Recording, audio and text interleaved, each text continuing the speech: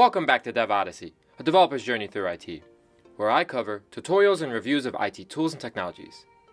I'm your host, Orest, and in this episode, I want to say thanks, 1,000 times over, to my family, friends, colleagues, and subscribers for helping me reach this milestone of 1,000 subscribers. With your continued support, I can continue to make quality tutorials and reviews around IT tools and technologies.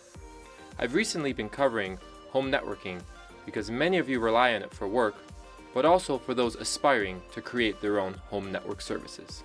Over the past few years, I've learned a lot about these concepts, so you'll continue to see these videos, including videos around routers and firewalls like BSD-based OPN Sense and Linux-based OpenWRT. You'll also see videos around Raspberry Pi projects, around wireless networking, around VPN services like WireGuard, and many other home-hosted services. Lastly, you'll see videos on how to test these services out properly, using terminal tools and software like HTTP-based Postman, networking tools like Nmap, and also making sure these services are secure.